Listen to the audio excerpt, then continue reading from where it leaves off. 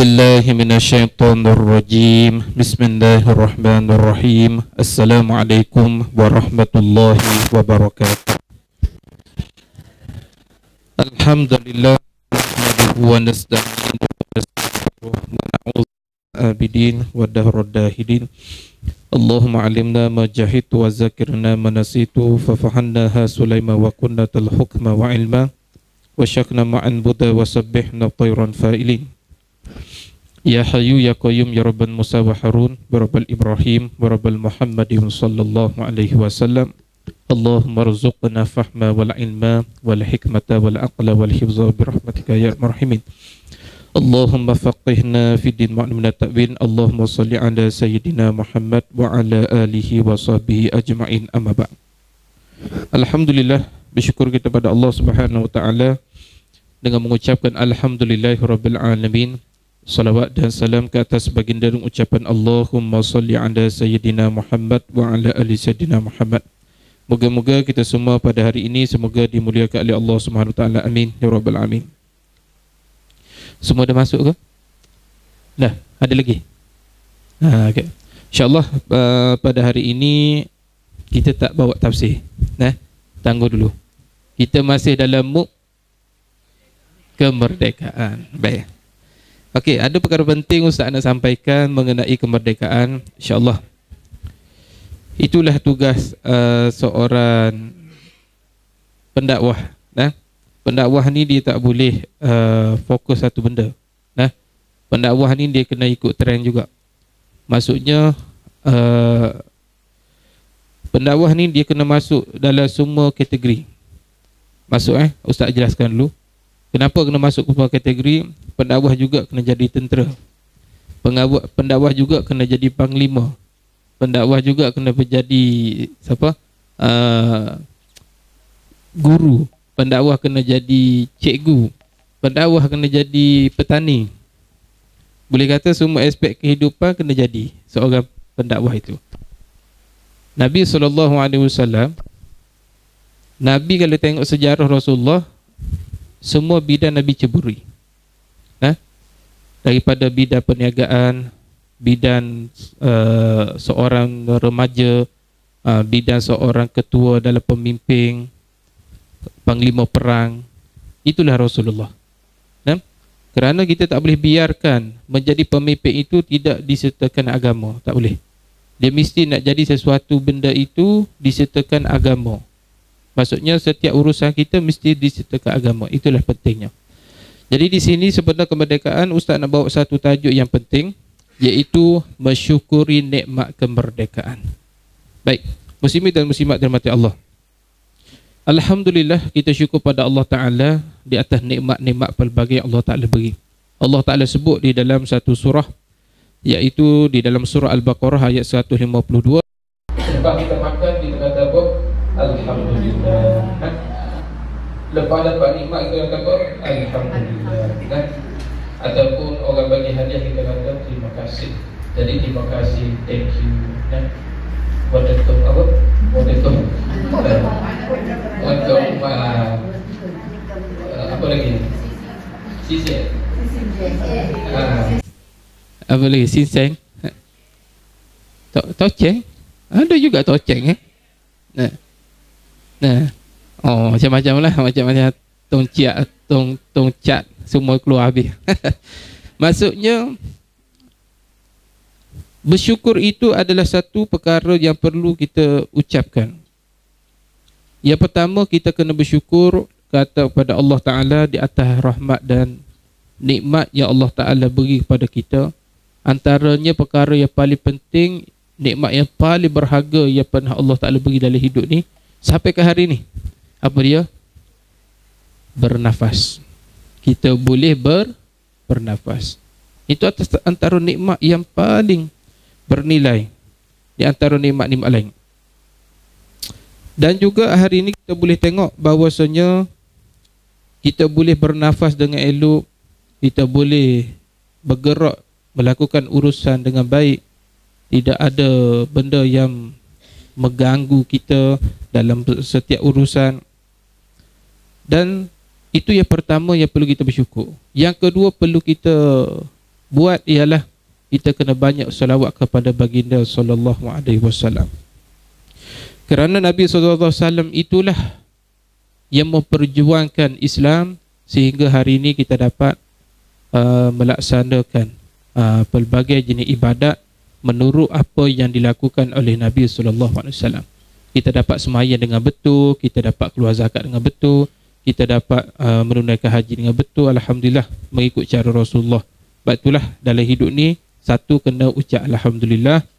Yang kedua, kena banyak selawat.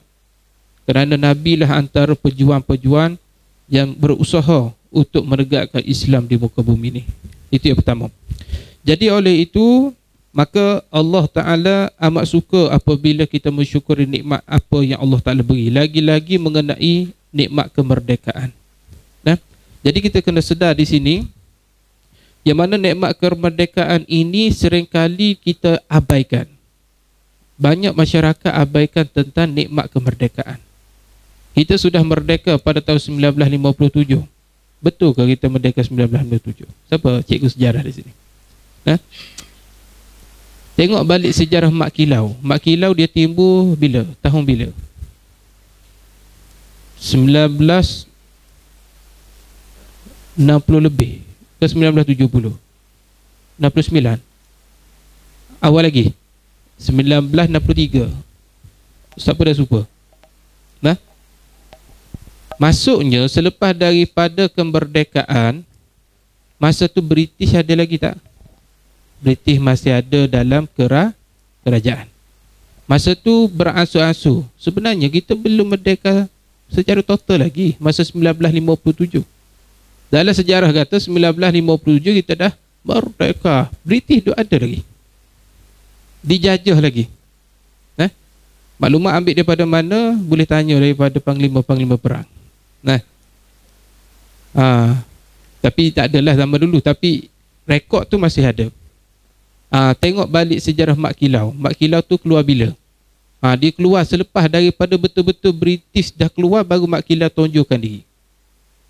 Selepas daripada tu, siapa cerita, saya dengar ada Maulana Helmi. Kenal? Maulana Helmi siapa ni? Beliau ni dekat apa ni? Ketua Jemaah Tabligh. Dia orang Pahang lah. Dan isteri saya ni orang Jerantuk. Mak Kilau ke mana? Orang Jerantuk. Ada kubur Mak Kilau. Pergilah nak pergi ziarah. Jadi kisahnya begini. 1957 British masih ada. Belum merdeka betul secara, yalah dalam ketah kita kata merdeka British hari, tapi tak serah semua kuasa, sebab dalam kerajaan masih ada British dan sebagainya. Lepas beransur-ansur, lepas 1957 British beransur-ansur keluar. Dia bukan keluar serentak, dia beransur-ansur keluar. Saya pun dah lupa tahun bila Mak Kilau keluar ni. Dengan ceritanya Mak Kilau keluar tu kerana mungkin Allah mengilhamkan kepada dia supaya dia menunjukkan dirilah. Kerana mungkin dia sedar dia umur tak panjang, sebab dia sorok diri ni lama sangat. Dia menyorokkan diri lama, akhirnya dia menunjukkan diri. Bila tu setelah mana British dah pergilah. Kenapa Mak Kilau tak keluar ketika mana British masih ada? Kerana masa tu belum dikatakan betul-betul merdeka lagi.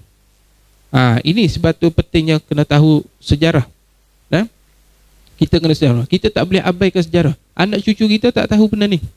Tak tahu. Anak cucu kita tak tahu. Budak-budak sekarang ni dia tahu ada geng apa? Geng gitu. Roblox, geng gaming, geng upiping. Tu ya dia tahu. Dan orang hari ni tak minat belajar sejarah. Tapi alhamdulillah, nasib baik ada orang-orang lama hari ni dia balik semula kepada dunia medsos. Dia masuk dalam TikTok. Ni orang-orang lama. Terima kasih pada orang-orang lama yang mana mereka cerita balik. Maka generasi kita alhamdulillah. Tapi kita risau generasi akan datang dapat tak mempertahankan kemerdekaan ni. Yang tu kita risau. Jadi sebab itulah, yang pertama kita kena mensyukuri nikmat kemerdekaan. Jangan kita abaikan perkara ini. Padahal kita kena sedar bahawasanya kemerdekaan ini dapat memberi dapat memberi keamanan tu satu, dan memudahkan semua urusan kita. Ingat, Biasanya kemerdekaan ini berlaku, akan datang pula nikmat-nikmat yang lain. Dia bukan hanya kemerdekaan amal tu saja. Bila dapat amal, benda lain akan datang sekali. Sebab tu kita nak kemerdekaan tu. Disebut oleh ulama, bila ada keamanan, ada makanan. Betul tak? Hari ni kita boleh makan apa hari ni? Makan apa tadi? Roti jong? Roti canai? Roti jala. Nah, semua jawab jadi ustaz tak tahu deh. Oh, tengok. Roti jala, putu mayam, kari pak, kuih, ayam apa? Saya dah nak teh dalam ni. Tengok. Pagi ni saja kita boleh makan berapa jenis makanan? Banyak, betul. Alhamdulillah. Kalau kita makan pagi kan, pergi ke gerai. Ustaz lalu tu apa depan tempat loji air tu. Tu depan tu. Ada gerai tu kan, banyak. Masya-Allah, gerai banyak jual makanan. Itu tanda apa tu? Tanda kita aman. Okey, bila datang peperangan, Allah tarik nikmat makanan. Berlaku di Palestin, berlaku di mana-mana tempat peperangan. Sebab tu mereka tidak ada makanan. Biasanya ada hidup aman, ada makanan, itu satu tanda nikmat yang besar. Wa indahu kutayamih. Kata Nabi, orang yang bangun pagi, hidup aman, ada makanan, dia sama dengan raja. Raja bangun pagi, hidup aman, tak ada peperangan, tak ada apa, dan ada makanan. Kita pun bangun pagi, hidup aman, ada makanan. Sama tak dengan raja? Sama, cuma menu je lah beza sikit kan. Dia kepala kambing, kita kepala kari ikan, selayang, gitu sajalah. Faham? Itu pentingnya nikmat kemerdekaan.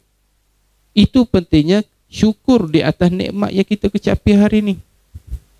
Sebab itu kena ada letak syukur setiap semua nikmat. Bila kita bersyukur, kan kita selalu dengar, bersyukur Allah tambah lagi nikmat. Betul? Kalau tak bersyukur, Allah tarik nikmat. Bagaimana kita nak mengekalkan nikmat kemerdekaan ni? Yang pertama kena syukur. Bagaimana kita nak bersyukur di atas nikmat kemerdekaan? Caranya bagaimana? Yang pertama untuk bersyukur nikmat kemerdekaan, kita mesti beribadah. Ingat, mesti beribadah. Okey, gini, orang bagi hadiah kat kita, kita tak ucap terima kasih. Patut ke? Tak patut. Jadi beribadah tu salah satu cara kita nak berterima kasih kepada Tuhan di atas nikmat kemerdekaan, nikmat bernafas, nikmat hidup aman, nikmat Islam dan sebagainya lah. Maka ibadah tu tanda kita terima kasih. Fasalli li rabbik, maka sembahyanglah kamu. Sembahyang tu tanda terima kasih di atas nikmat pelbagai yang Allah Ta'ala beri. Jadi orang yang tidak mau sembahyang bermakna dia tidak terima kasih di atas nikmat yang Allah Ta'ala beri. Seperti tadi, orang bagi hadiah, kita tak ucap terima kasih. Tak patut lah. Orang pun benci dekat kita. Orang pun rasa menyesalnya bagi hadiah, ambil balik lah. Betul. Maka yang pertama, cara nak bersyukur nikmat bukan setakat nikmat kemerdekaan, apa sahaja jenis nikmat, iaitu kita mesti beribadah. Yang ni kena terap selalu. Ini kepentingan untuk diri kita, bukan untuk orang lain. Kita mesti beribadah kepada Allah Subhanahu Wa Taala. Supaya apa kita ibadah? Seperti tadi, supaya wujud terima kasih. Tu. Ingat, kalau Allah tak izin bumi kita merdeka, Allah tak bagi kita merdeka. Contoh di Palestin hari ini. Kenapa bertahun-tahun dah berperang tapi tak merdeka juga Palestin hari ini? Tak bebas juga daripada serangan Zionis. Bukan sehari dua dia merdeka, itu berperang bertahun-tahun. Kerana Allah tidak izin. Tengok. Kalau Allah tak izin, tak akan berlaku benda tu. Innama amruhu idza arada syai'an ay yaqula lahu kun fayakun. Kalau Allah kala jadi. Sebab itulah antara nak menarik rahmat Tuhan, nak menarik keredaan Allah, kita kena ibadah. Ibadat ini juga perlulah ibadat yang betul-betul yang yang diterima oleh Allah Taala. Tu. Begitulah bila kita ibadat, Allah tambah nikmat, Allah tambah rezeki, nah. Allah suruh sembahyang, kita sembahyang. Allah suruh tinggal mendahara, kita tinggal mendahara. Itu penting. Amal ma'ruf nahi munkar tu penting. Nah. Kalau kita biarkan konsep ibadah ini tidak terlaksana, Allah boleh tarik balik nikmat kemerdekaan. Allah boleh balik semula zaman peperangan dulu. Nak kembali zaman makan ubi rebus. Nah, nak kembali makan pisang, makan apa?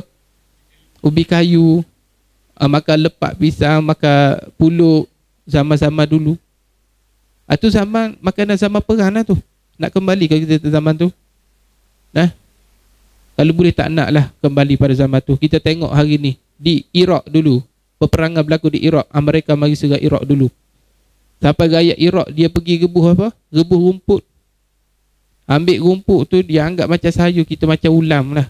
Ambil rumput hijau tu dia pergi rebuh. Tidak ada makanan. Sampai di negara kulit hitam, negara apa saya pun dah lupa dah. Sampai dia ni jadikan tanah sebagai biskut. Ambil tanah liat dia jadi bakar biskut. Sebab itulah kena bersyukur nikmat kemerdekaan. Antara salah satu supaya Allah kekalkan nikmat kemerdekaan, kita kena ibadah atas izin Allah. InsyaAllah kalau kita semua orang soleh, orang beriman ni, beribadah tak tinggal, sembahyang tak tinggal, Allah boleh jaga bumi kita Malaysia. Ingat,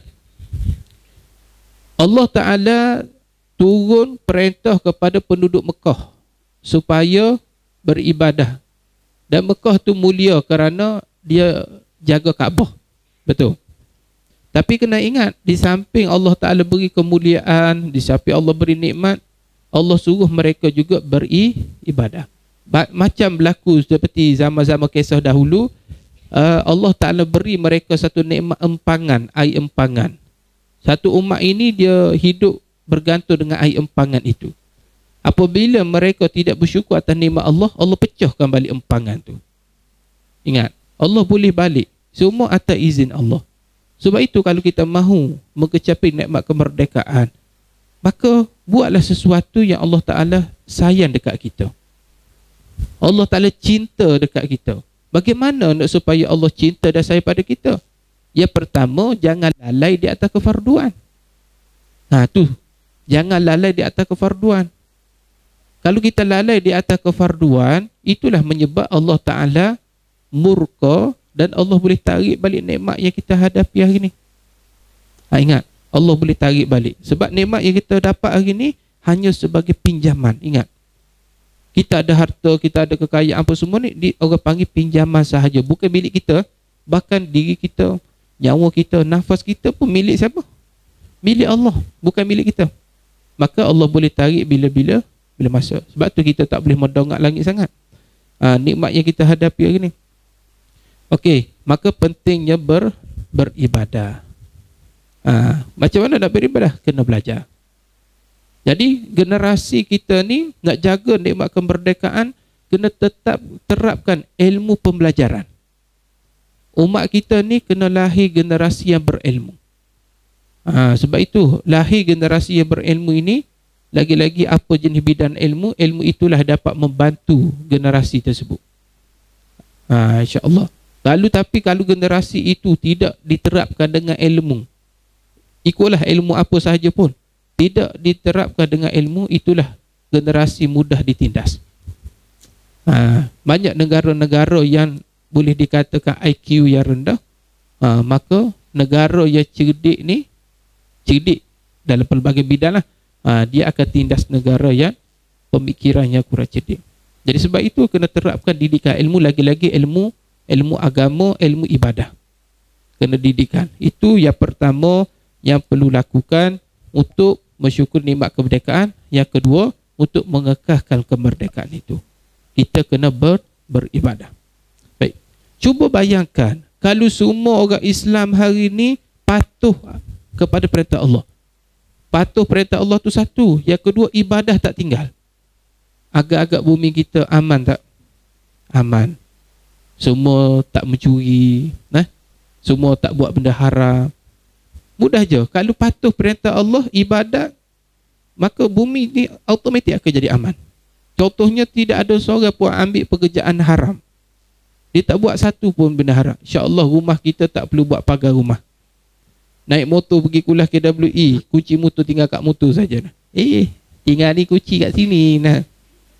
Tak ada pencuri. InsyaAllah. Tak ada pencuri. Duit kita tak perlu simpan bank. Simpan dalam sorok je. Simpan. Kata, tuan-tuan dan puan, ni gelamah baru beli dah. Ni simpan kat sini. Ni. Nah. Sebab apa? Berani cakap macam tu? Kerana tidak ada orang ambil benda haram. Aman. Sebab apa dunia kita, negara kita tidak aman? Sebab ada mereka yang duduk atas dasar haram. Ada mencuri, ada bunuh orang, ada itu, ada ini. Itu menyebabkan negara kita tidak aman. Itu kena sedar. Maka sebab itu pentingnya konsep ibadah. Ibadah ni penting. Buat sesuatu itu kerana Allah. Bila kita beribadah, itulah satu perkara yang menarik rahmat, kasih sayang dan kecintaan Allah. Bila Allah cinta pada kita, Allah akan bantu semua masalah kehidupan kita. InsyaAllah Allah jaga kita semua kalau semua ibadah. Bukan setakat kita Allah jaga, negara kita pun Allah Ta'ala jaga. Sebab tu yang pertama, pentingnya cara nak mengekali kemerdekaan, mesti kita kena ibadah. Ingat merdeka ni tak cukup dengar. Merdeka. Yang ni gagal. Tengok malam kemerdekaan, hari kemerdekaan. Malam kemerdekaan sebelum hari pembarisan 31 Ogos, malam tu malam tu saya kuliah dekat Cyberjaya. Saya pun lalu tepi Putrajaya lah. Jalan dia pada awal tu dia tak sekat lagi. Saya lalu tu masa tak sekat lepas kuliah maghrib apa semua. Bila dah tengah malam dia dah sekat jalan tu. Jalan present berapa ni? Present 3 ke apa tu. Lalu situ saya pun cuba tanya, bang, daripada mana bang? Daripada Johor dia tu. Daripada Melaka, daripada itu, Masya Allah, jauh-jauh orang datang sini tengok merdeka. Ada lagi saya tengok dia bawa family, dia siap bawa kemah lagi. Daripada pukul 10 malam, pukul 11 dia dah bermalam kat situ. Dah bermalam, dia nak ambil dia punya seat depan tu. Dah bermalam. Dengar ceritanya kat masjid itu tak ada orang pergi sembahyang subuh pun. Merdeka kan kita? Nak tengok pembarisan kemerdekaan bagus, tapi tak pergi sembahyang subuh. Ramai tak pergi sembahyang subuh. Macam mana ni? Inilah kemerdekaan ini tak cukup hanya sekadar sebut dengan mulut. Tapi kita belum merdeka, tu masalah tu.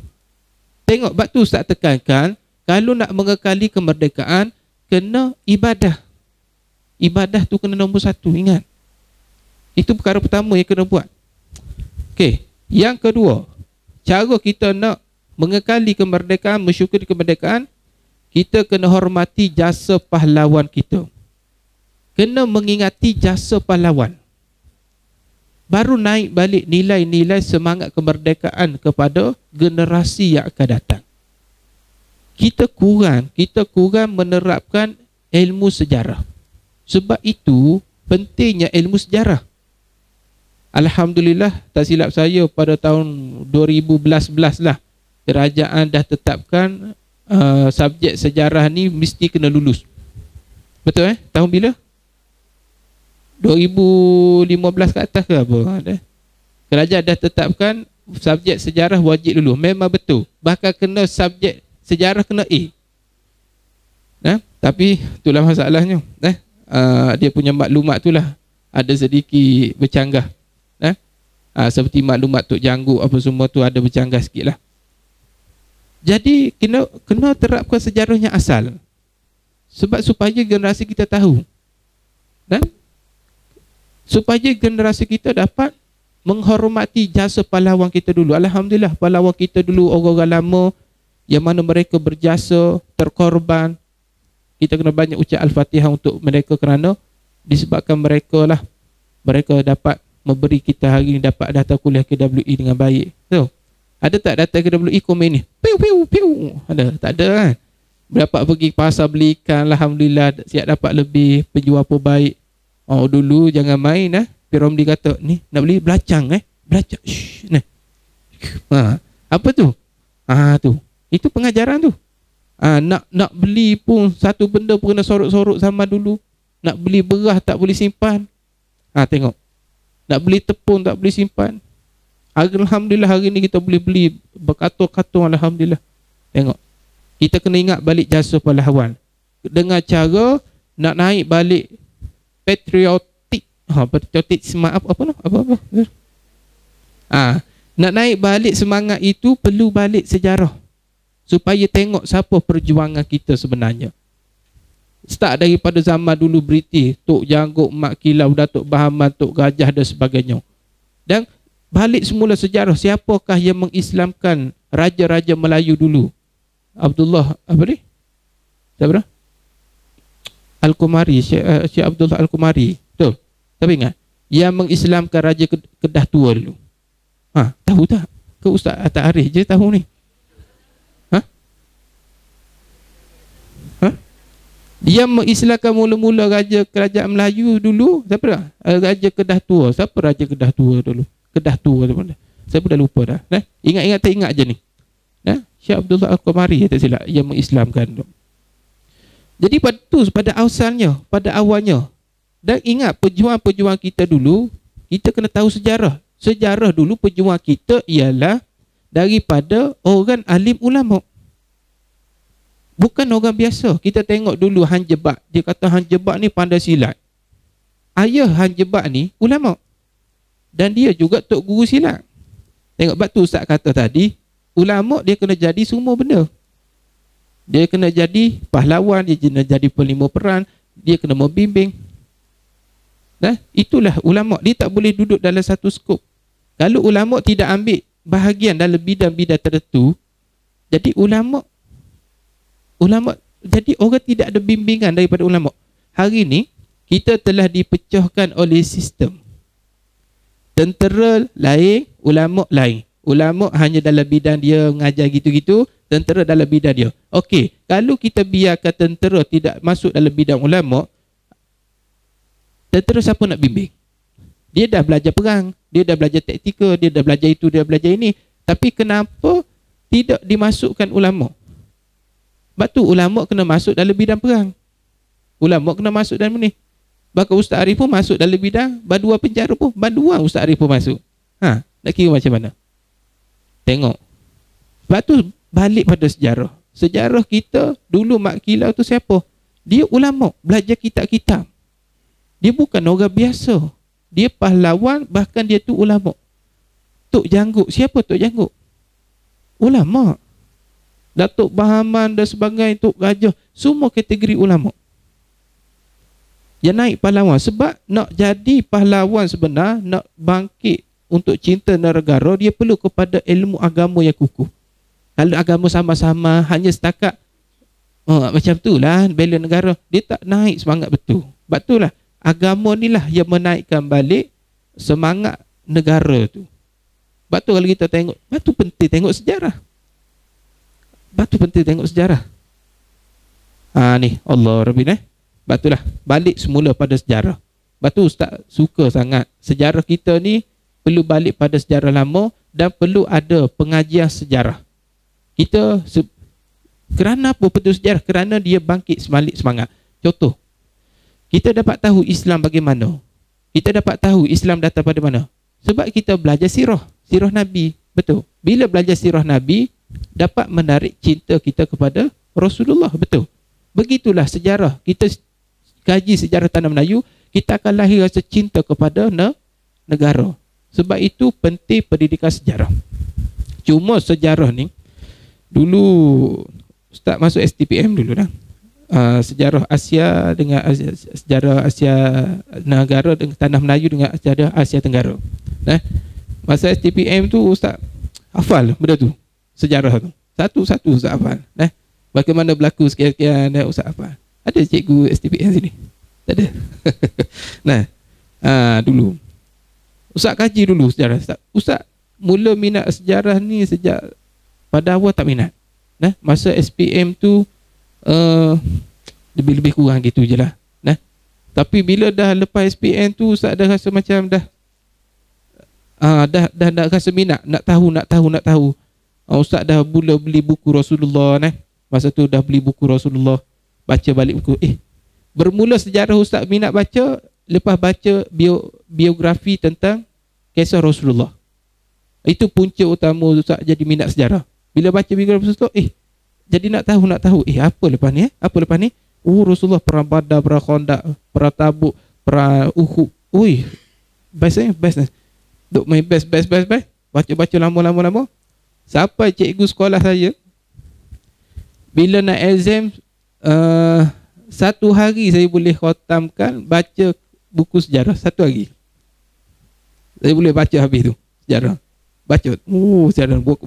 Satu hari. Orang lain, budak-budak lain masa sekolah dulu buku teks tu setahun pun tak baca lagi. Nah, budak lelaki biasalah. Nah, satu hari masa nak exam malam tu saya baca. Mula kaji, bangun tengah malam tu ulah baca. Okey. Lepas tu jawab exam. Nah, tak tahulah dapat A ke apa, itu rahsia lah. Nah, tapi maksudnya pentingnya sejarah untuk anak-anak kita nanti. Sebab tu orang tua kalau nak bagi anak tu tahu sejarah, orang tua jangan malah bercakap tentang orang lama. Perlu bantuan daripada orang tua, orang lama. Alhamdulillah ibu saya dia suka cerita orang-orang dulu. Lagi-lagi nenek saya yang dah arwah meninggal dunia tu. Nah, kalau jumpa dia, mak akan dulu kan. Dia cerita macam tu. Yang tu pertama, penting orang-orang dulu cerita pasal zaman silam. Okey. Nenek saya sama dengan umur Dr. Mahathir. Sebab zaman British, zaman komunis dia sempat dulu. Masa komunis datang depan rumah dia tahu, komunis datang ni gini, dia cari apa-apa benda ni. Alhamdulillah selamatlah nenek saya tu. Dia cerita satu, saya boleh tahu. Imagine apa yang berlaku pada zaman tu. Dia kata susahnya zaman tu, ramai yang kena macam-macam lah, kena buat nanya dan sebagainya. Nah, orang tua jangan malas bercerita. Generasi muda ni dia tak tahu pasal generasi tua sudah tidak mahu nak bercerita. Batulah pentingnya sejarah, kena ada orang lama cerita kepada generasi muda. Generasi muda tak hidup zaman tu. Kalau tidak dibantu generasi tua, hanya harap dekat pendidikan sekolah tu tak cukup. Maka kena, lepas tu kena orang berumur ni, orang tua, dia kena apa? Dia kena cerita juga asal keturunan dia. Ni pak saudara, ni anak saudara, ni sepupu sepapak yang duduk sini, di sini ni. Alhamdulillah jadi anak cucu ni dikenal. Berlaku satu kes, bila orang tok-tok dia tak cerita, berlaku kes dia kahwin antara siapa? Adik-beradik dengan adik-beradik. Rupanya adik-beradik itu bukan seibu tapi adik-beradik sebapa. Sebab orang tua malah cerita. Ini satu kegagalan yang menyebabkan masyarakat kita ni buta sejarah. Okey. Ini cakap benda sejarah penting, nah. Bukan sejarah itu, sejarah Islam pun sama, nah. Maka yang pertama untuk menerapkan sejarah ni, orang yang berumur mesti kena cerita balik kepada generasi yang akan datang. Itu pertama. Yang kedua, kerajaan. Pihak kerajaan perlu balik semula kepada pendidikan sejarah secara lebih drastik lagi. Cakap hebat sikit. Lebih advance lagi. Lagi hebat. Nah. Dia perlu kepada lebih lagi pendidikan sejarah itu. Kerajaan perlu ambil peranan. Jangan hanya setakat 31 Ogos merdeka. Tidak. Batu saya suka media sosial ambil balik peranan untuk tarik sejarah. Contohnya balik semula cerita-cerita P.Ramlee. Ni orang lupa ni. Zaman dulu saya ingat lagi pada tahun bawah 2000 bawah 2000 dah ada TV ke belum bawah 2019 90 dah ada kan TV apa? TV yang ada TV yang petak yang bulat macam tu kan. 70-an lagi kan? Baik Ustaz tak hidup zaman 60-an tu lah. Lepas tu Ustaz tak tahu. Kalau orang tu tak cerita, saya tak tahu. Awal 60-an kan ada TV. Okey. Zaman dulu cerita P. Ramlee tiap-tiap minggu ada kan cerita P. Ramlee kan? Sekarang ada lagi tak? Astro. Bukan tetap lah. Tapi Ustaz sarankan pihak media dia kena letak cerita P. Ramlee ni tiap-tiap minggu, balik pada zaman dulu. Disebabkan tiap-tiap minggu ada cerita P. Ramlee, Ustaz Arif minat cerita P. Ramlee. Ustaz boleh hafal cerita ni. Cerita Saja Hasan. Ingat ending yang last tu Saja Hasan. Jangan ada orang seperti ini dalam negara kita. Tengok. Penting. Saja Hasan kan. Banyaklah cerita-cerita. Batulah penting tarik balik nilai sejarah. Barulah kita dapat mentahu nilai kepentingan cinta pada neraka. Kalau kita tidak terap nilai sejarah, kita rakyat akan duduk dalam negara ini hanya sekadar duduk. Aku nak buat apa? Duduk gitu je lah negara ni. Tak ada perasaan nak mempertahankan negara. Lepas tu penting kena balik pada sejarah. Lepas tu orang yang faham sejarah ni dia tidak mudah ditipu. Balik semula pada sejarah. Dan yang ketiga, perkara cara kita mensyukur nikmat kemerdekaan. Pelihara kesatuan kita. Tuan-tuan, hari ini kita kena sedar bahawasanya kita perlu bersama, bersatu, bergabung. Masyarakat dia tak boleh berpecah belah. Ingat, masyarakat tak boleh berpecah belah. Bila masyarakat berpecah belah, itu menguntungkan musuh negara. Dalam apa-apa benda pun, dalam agama sendiri pun tak boleh berpecah belah dalam agama. Tak boleh. Siapa yang berpecah? Sehingga Nabi keluar satu hadis. Siapa yang putus silaturahim tak bau masuk, tak masuk syurga. Tu nak kata pentingnya bersaudara.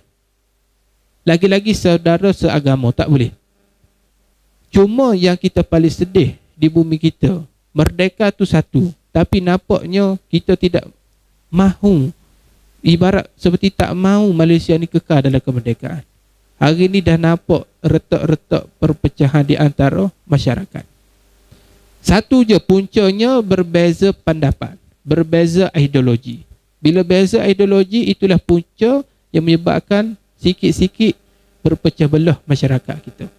Ingat, dalam konteks negara dan agama mesti kena bersatu. Dia tak boleh kompromi. Dia kena bersatu. Tapi dalam bab lain, bolehlah kita kata nak beza pandangan, tak apa. Tapi jangan ekstrim dalam beza pandangan. Bila kita ekstrim, itulah yang punca berlaku perpecahan belah. Sehingga yang paling mengejutkan, perpecahan yang berlaku dalam masyarakat kita, ialah apabila orang ini beza pendapat, tak boleh ikut semayang orang tu. Sebab orang tu kira tak sah tu pasal pendapat lain. Sampai kita anggap solat orang tu tidak sah. Tak boleh ikut, padahal sesama Islam. Sembah Allah Ta'ala, akidah kita sama. Siapa tak mahu semayang sama-sama? Nak imam lain, tak boleh ni. Ni imam, ni parti unggu ni. Ni imam parti jingga ni. Tak boleh. Bila naik yang ni, tolak yang ni. Bila naik yang ni, tolak yang ni. Lantik grup mereka. Ada sifat asabiah, ada sifat perpecahan. Inilah yang menyebabkan salah satu punca negara kita tergadai, agama kita jadi musnah. Balik semula sejarah Islam. Sebab tu penting belajar sejarah.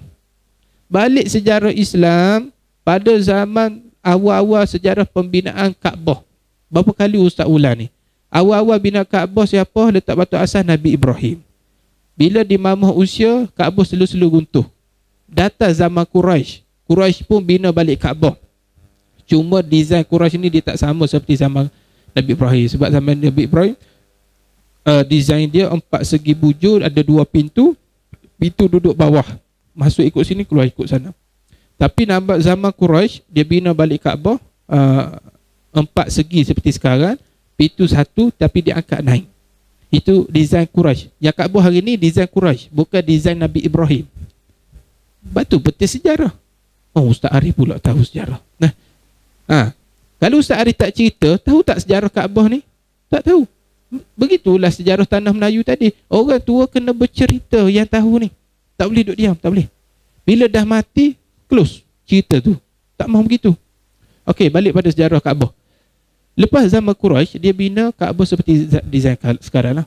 Lepas zaman Quraisy, datang zaman Nabi kita Muhammad sallallahu alaihi wasallam. Zaman Nabi tak roboh Kaabah tu. Nabi kekal dengan desain Quraisy sebab Islam masih baru. Kalau Nabi roboh, Nabi anggap nanti orang Quraisy dia anggap macam-macam dekat Nabi. Dia tuduh macam-macam. Nabi biarkan. Padahal dalam hati Nabi nak sangat bina Kaabah seperti zaman Nabi Ibrahim. Tapi Nabi tak buat macam tu. Nabi tak sanggup. Takut ada tuduhan macam-macam. Selepas zaman Nabi, naik zaman anak menakan Siti Aisyah, iaitu Abdullah bin Zubair.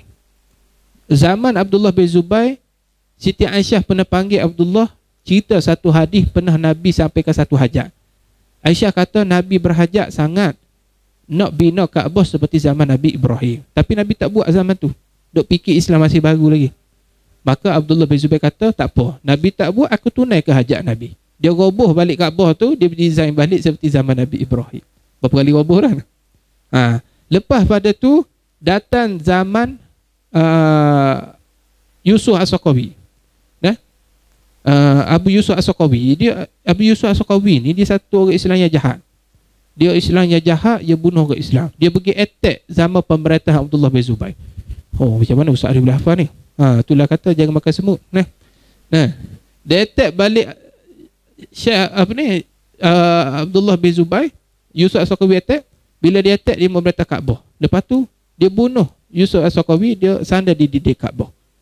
Sebab tu pergi ke Mekah, pergi ke Madinah, kena tahu sejarah. Jangan pergi sekadar hanya pergi. Kalau kita pergi dengan ilmu yang kosong, tak tahu sejarah. Ni ke Kaabah. Ni lah Kaabah. Main gitu lah. Pergi ke Madinah. Ni lah Madinah, kubur Nabi. Baik gitu. Menangis, merata, tak tahu atas dasar apa. Tak tahu. Tapi kalau kita pergi dengan nilai sejarah, pijak je bumi Mekah Madinah, nampak je menitik air mata ni. Inilah tempat Nabi kena bantai. Inilah tempat Darul Alqam, tempat popok Abu Jahal Quraisy duk bincang nak musnahkan Nabi, nak hancurkan Nabi. Sinilah tempat Abu Bakar As-Siddiq kena bantai dengan popok sehingga nak putus nyawa. Di sinilah tempat berlakunya cerita-cerita macam-macam. Sinilah tempat telaga air Zamzam dan sebagainya. Bila pergi dengan sejarah, ada nilai tak umrah haji kita? Cukup bernilai. Cukup terkesan pada diri kita. Ni pergi hanya ada duit. Tahun ni pergi, tahun depan pergi, dunia pergi, balik. Pergi umrah, pergi Kaabah. Gitu lah Kaabah. Kena pergi. Bukit Safa, Jabal Rahmah, Padang Arafah pergi. Apa berlaku di Padang Arafah? Apa berlaku di Jabal Rahmah? Apa berlaku di tempat Jamrah dan sebagainya. Pergi dalam sejarah, pijak je tempat tu menitik. Pasal kita tahu sejarah. Ini pentingnya. Allah Rabbina. Sebab itu, bila pemerintahan Yusuf As-Saqawi, dia attack Abdullah, dia bunuh Abdullah di situ, maka Yusuf As-Saqawi ni, dia punya perangai, dia kalau pergi satu tempat, dia nak jadi tok imam. Jarang orang jahat nak jadi tok imam. Ni pelik sikit. Pergi satu tempat nak jadi tok imam. Hari tu dia jadi imam. Anak Saidina Umar pergi jadi makmum. Abdullah bin Umar, Ibnu Umar, Abdullah bin Umar jadi makmum kepada Yusuf As-Saqawi. Jadi orang ramai bila tengok Abdullah ikut Yusuf As-Saqawi, orang ramai marah. Maka orang tegur Ibnu Umar, kamu tahu siapa kami ikut? Ya, aku tahu. Itu Yusuf. Kamu tahu tak Yusuf tu jahat, bunuh orang Islam lain. Kenapa kamu ikut juga? Kata Abdullah bin Umar, aku pernah dengar Nabi kata, kalau kita ikut satu orang buat baik, dia dapat pahala, kita dapat pahala. Kalau kita tak ikut orang buat jahat, dia tangguh dosa, kita tak tangguh dosa dia. Maksudnya, kata ulama tafsir, kenapa Ibnu Umar ikut juga ternyata jahat Yusuf As-Saqawi ni? Kerana Ibnu Umar tidak mahu orang Islam berpecah belah. Balik pada sejarah. Ni beza pandangan sikit. Beza pandangan je, aku tak sokong kamu, kamu tak sokong. Tu pun tak ikut semayang dah. Abdullah bin Umar, dia ikut orang Islam yang bunuh Islam yang lain. Dia nak jaga kesatuan Islam tu supaya jangan berpecah belah. Faham? Nampak tak? Oh, kena semangat lah merdeka ni. Nampak? Ni, balik pada sejarah. Sebab itulah sejarah ni penting untuk tegakkan negara. Sebab itulah ulama kena masuk dalam pelbagai bidang. Baik. Nah, itulah menyebab perpecahan belah. Sebab itulah apabila untuk memupukkan semangat kebersamaan, kita kena buat program. Bila ada program komuniti, kena datanglah. Nah, jom tuan-tuan gotong royong, sama-sama. Jom masak-masak sama-sama. Program sukaneka kena datang. Jangan peti diri sendiri dalam masyarakat.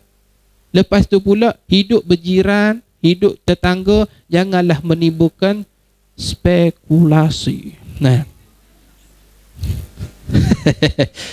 Jangan timbulkan konflik di antara kita. Sebab apa? Jangan duk mengumpat orang, jangan duk sakit hati jiran tetangga, jangan duk kata bukan-bukan. Jangan buat begitu. Jadi bila kita bersatu, musuh tidak akan dapat untuk menyerang kita. Ni. Dan yang terakhir pada hari ini, poin yang paling penting sebelum Ustaz tutup kuliah. Cara mensyukuri nikmat kemerdekaan dan cara nak mengekali kemerdekaan. InsyaAllah kalau 4 perkara ni diamalkan, mungkin sekarang kata, pandangan Ustaz ni apalah, tak ada apalah. Tengoklah, kalau betul-betul buat ni, insyaAllah kita boleh kekal kemerdekaan. Yang keempat, benda ni paling penting. Lahirkanlah generasi anak yang soleh. Faham? Nak mensyukuri nikmat kemerdekaan, nak kekal kemerdekaan, lahirlah generasi anak soleh. Soleh tak apa dia? Innal ladzina amanu wa amilus solihat. Orang buat benda baik. Soleh ni benda baik. Orang yang baik. Bila sebut soleh, orang baik. Okey. Bila datang generasi soleh, insya-Allah generasi soleh ni lah yang akan mengganti balik tempat-tempat kita sekarang. Yang duduk meja kuliah ni siapa nanti? Anak-anak kita nanti yang ganti Ustaz Arif jadi mengajar. Yang pegang yang bawa jet pejuang siapa nanti? Anak-anak kita. Yang ganti bawa kapal selam siapa? Anak kita. Yang ganti bawa pegang bistu untuk belah peta, anak kita. Nak lahir anak soleh ini perlu kepada bantuan ibu bapa. Jadi ibu bapa kena mula daripada sekarang, kena sibukkan diri, ajar anak-anak banyak buat benda baik. Nak lahir generasi soleh, kena ajar anak-anak banyak buat benda baik. Kerana daripada perbuatan baik melahirkan jadi orang baik. Kalau ibu bapa ajar benda jahat, jadi anak pun jahat. Maka sebab itu generasi soleh. Bagaimana nak lahir anak generasi soleh? Satu, ibu bapa kena didik dengan baik. Okey, satu. Dia ada 2 asas penting untuk melahir generasi soleh. Yang pertama, satu institusi masjid. Kena berfungsi institusi masjid ni. Manusia dengan masjid dia tak boleh lagi. Ingat, nak lahir generasi soleh, masjid dengan manusia tak boleh lagi. Maka kena dapat didikan daripada masjid. Ingat, masa awal-awal Rasulullah mendidik umat dia, Rasulullah didik di masjid. Sehingga melahir para sahabat jadi orang yang hebat-hebat. Masya Allah, tabarakallah. Nah, ilmu yang datang pada masjid sudah tentu berkat. Sudah tentu ilmu yang berguna. Dan siapa yang keluar daripada didikan masjid, insya-Allah dia keluar dalam keadaan menjadi manusia sehingga dapat membantu agama Allah. Paling kurang pun datang masjid mesti dia buat balik satu ilmu. Ada tak datang masjid dia bawa kosong ilmu? Tak ada. Pasti dia bawa balik kurang satu. Dah pagi ni berapa dah? 4 poin dah kita dapat Okey. Baik itu fungsi masjid jangan minimalkan benda tu. Fungsi masjid kena meluas. Kena buat didikan. Berlaku Isra' Mi'raj. Isra' Mi'raj berlaku di masjid, berakhir pun di masjid. Apa benda ni? Kerana nak kata didikan masjid tu penting. Maka hari ni kita kena lahirkan balik banyakkan program-program di masjid untuk lahir generasi soleh. Itu pertama. Dan institusi kedua yang perlu kita terapkan, institusi rumah tangga. Ingat, tanggungjawab ibu bapa beri didikan sempurna kepada anak-anak. Iaitu basic-basic dalam agama. Bila kita didik dengan sempurna, insya-Allah akan lahir generasi anak soleh. InsyaAllah. bila dapat generasi anak soleh ni, insyaAllah bumi kita, agama kita akan terjaga. Maka di sini Ustaz nak buat simpulkan, ada 4 poin yang penting untuk kita bersyukur nikmat kemerdekaan. Dan cara nak mengekal kemerdekaan, yang pertama apa dia? Beribadah. Yang kedua, kena memperingati jasa pahlawan dengan cara belajar sejarah. Yang keempat, yang ketiga apa? Bersatu padu, jangan berpecah belah. Yang keempat, kita mesti lahirkan generasi anak yang soleh. InsyaAllah kalau kita buat perkara ini, bukan setakat negara kita terjaga, agama kita pun akan terjaga dan tertegak. InsyaAllah generasi kita akan aman. Semoga Allah Ta'ala merahmati kita. Yang paling penting, membawa kepada akhirat, menyebabkan kita mendapat kebahagiaan di akhirat, dunia akhirat, dan dibebas daripada api neraka. Wallahu ta'ala bersawab. Terima kasih perhatian. Setakat itu dulu. InsyaAllah ada ruang masa, kita berjumpa lagi. A'udzubillahi minasyaitonirrajim. Bismillahirrahmanirrahim. Alhamdulillahirabbil alamin. Wassalatu wassalamu ala asyrafil anbiya'i wal mursalin sayyidina Muhammad wa ala alihi ajma'in. Allahumma fa'na bima 'allamtana ilman yanfa'una wa zidna bi rahmatika ya arhamar rahimin. Rabbana atina fid dunya hasanah wa fil akhirati hasanah wa qina adzabannar. Walhamdulillahirabbil alamin. Assalamualaikum warahmatullahi wabarakatuh.